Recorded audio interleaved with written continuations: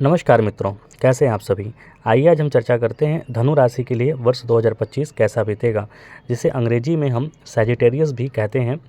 ये जो चर्चा करेंगे हम पूर्णतः गोचर के आधार पर चर्चा करेंगे।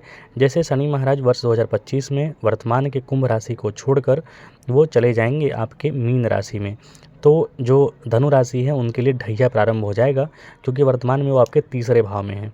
ढैया प्रारंभ होना मतलब भूमि भवन वाहन से संबंधित परिवर्तन आना। यहाँ पर आपको शुभ और अशुभ दोनों तरीके के परिणाम देखने को मिल सकते हैं, क्योंकि ढैया मतलब मानसिक तौर पर थोड़ा बहुत परेशानी व्यक्ति को शनि महाराज देते ही हैं। हो सकता है गलत निर्णय ले लें। यदि आप प्रयत्नशील हैं बहुत लंबे समय से घर बनाने के लिए, या और कुंडली में आपकी दशा भी चल रही है घर बनाने की या फिर स्थान परिवर्तन की, तो वो फलीभूत होता ही यहाँ पर दिखाई देगा। उसी प्रकार बृहस्पति देवता जो हैं वो वर्ष 2025 में 3 राशियों में भ्रमण करेंगे। वर्तमान में वृषभ में है, मई के बाद वो चले जाएंगे मिथुन में, मई से नवंबर, और नवंबर के बाद वो चले जाएंगे अपने उच्च के राशि कर्क राशि में। उसी प्रकार बात करें हम तो राहु केतु का भी परिवर्तन होने वाला है। इन सारे ग्रहीय गोचरों के आधार पर हम एक चर्चा करेंगे वर्ष 2025 धनु राशि के लिए कैसा बीतेगा। और वैसे भी 2025 का यदि आप कैलकुलेशन करेंगे तो 2 जोड़ 2 जोड़ 5 तो हो जाता है ये 9, और जिसका मूलांक का स्वामी होते हैं मंगल देवता।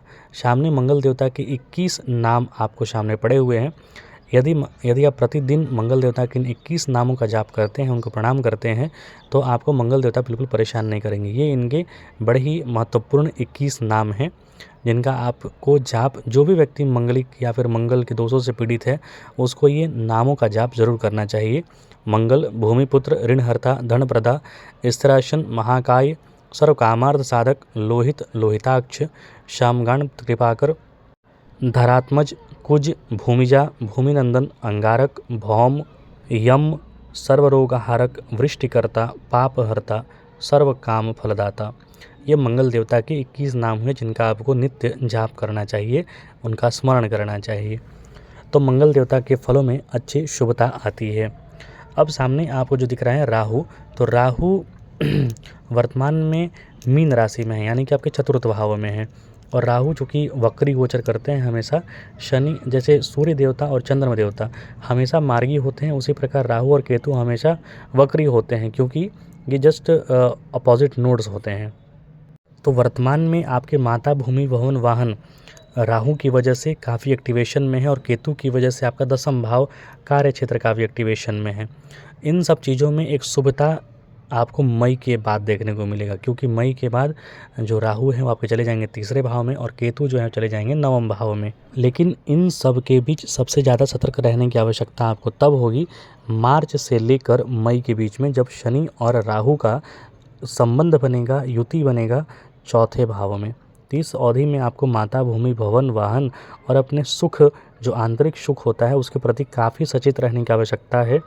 आपके साथ आपके भूमि भवन वाहन से संबंधित कुछ गंदी राजनीति, कुछ गलत निर्णय आप स्वयं भी ले सकते हैं, या फिर कोई आपके साथ छल कर सकता है, तो वहाँ पर थोड़ी आप सावधानी बिल्कुल बरतें।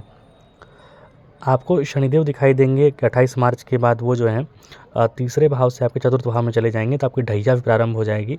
तो जैसा मैंने प्रारंभ में ही बताया कि माता भूमि भवन वाहन से संबंधित आपको परिवर्तन देखने को मिलेंगे, और ख़ास करके यदि आप प्रॉपर्टी, क्योंकि प्रॉपर्टी निर्माण का ये सब का जो कारकत्व है वो शनि महाराज के पास होता है, तो यहाँ पर आपको चेंजेस देखने को, परिवर्तन देखने को, परिवर्तन देखने को, स्थान परिवर्तन देखने को मिलेगा मार्च 2025 के बाद। कोई पढ़ने वगैरह के लिए, कुछ भी मतलब कार्य के लिए, यदि स्थानांतरण के लिए या फिर नया घर बनाने के लिए परेशान है, तो उसके कार्य यहाँ पर बनते हुए दिखाई देंगे। लेकिन शनि महाराज वैसे भी देते हैं थोड़ा कष्टकारक रूप से, या फिर आपको सिखा कर, आपको समझा बुझा कर देते हैं।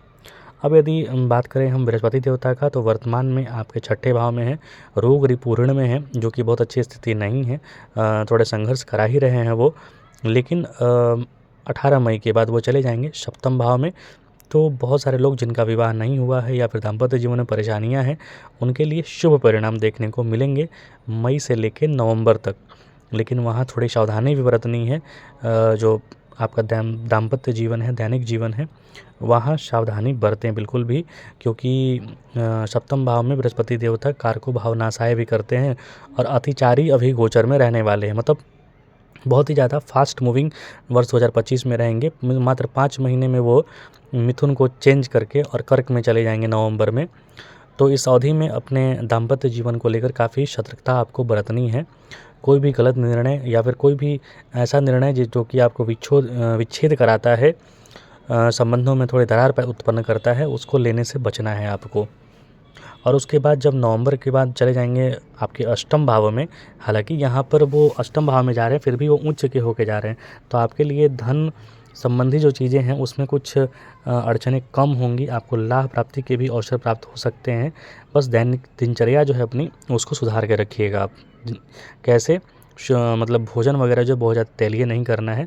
मतलब एक स्वास्थ्य के अनुकूल जो भी भोजन होता है, स्वास्थ्य के अनुकूल जो भी अपना दिनचर्या होता है, उसको आप बनाइए। हल्दी को अपने दिनचर्या में ज़रूर खाने पीने में, यदि खाते हैं तो बहुत अच्छी बात है, और नहीं खाते हैं तो उसको ज़रूर शामिल कीजिए, हल्दी हरिद्रा। उसी प्रकार देखिए यहाँ पर केतु जो है वर्तमान में मई तक 13 मई तक वो रहेंगे आपके दसम भाव में, तो बहुत अच्छी स्थिति तो नहीं है। आपके कार्य क्षेत्र में थोड़ा भ्रमित करके रखे हुए हैं। हालांकि बहुत लोगों के लिए केतु यहाँ पर नौकरीदायक भी या फिर आसान परिवर्तन करा के नौकरी भी दिलवाए हैं, लेकिन बहुत लोगों के लिए परेशानी भी क्रिएट किए हैं। तो उनके लिए बहुत अच्छी चीज़ ये है कि वो नवम भाव में जाके आपके धर्म त्रिकोण को एक्टिवेट करेंगे। और परेशानी केतु दसम भाव में ये देते हैं कि व्यक्ति को मन नहीं लगता है कार्य क्षेत्र में, उच्चाटन लगता है, नौकरी छोड़ देता है व्यक्ति, और बहुत सारे प्रकार की जैसे दसम भाव में केतु का जाना शत्रुओं का एक्टिवेशन होता है। भले ही आप शत्रुओं पर विजय प्राप्त कर लेंगे, लेकिन आप परेशान तो होंगे ही। तो यहाँ पर राहु केतु के दृष्टिकोण से देखेंगे तो वर्ष 2025 में जो गोचर है वो आपके अनुकूल रहने वाला है। बृहस्पति देवता के कंट्रोल से देखेंगे, उनके हिसाब से देखेंगे तो वर्ष 2025 का मध्य आपके लिए अच्छा रहने वाला है। और शनि देवता के हिसाब से देखेंगे तो मार्च के बाद से आपके भूमि भवन वाहन संबंधी चीज़ों में परिवर्तन देखने को मिलेंगे। आपके आंतरिक सुखों में थोड़ी न्यूनता आएगी, चेंज आएगा। हालांकि एक चीज़ ये है कि आपको यात्रा करने के अवसर मिलेंगे। यात्रा मतलब कि धर्म संबंधित यात्राएं जो होती हैं, धार्मिक यात्राएं जो होती हैं, वो करने के आपको अवसर प्राप्त होंगे। आपके लिए कुल मिला के देखा जाए तो वर्ष 2025 एक मिश्रित परिणाम लेकर आएगा, जिसमें आपको सावधानी सतर्कता भी बरतना है, अपने दिनचर्या को सही रखना है। और वैसे भी आपकी जो राशि है वो धर्म त्रिकोण की राशि है, तो आपको जाहिर सी बात है धर्म की ओर तो स्वाभाविक ही जाना ही पड़ेगा। मिलेंगे मकर राशि के साथ। बहुत बहुत धन्यवाद। जय हिंद, जय श्री राम।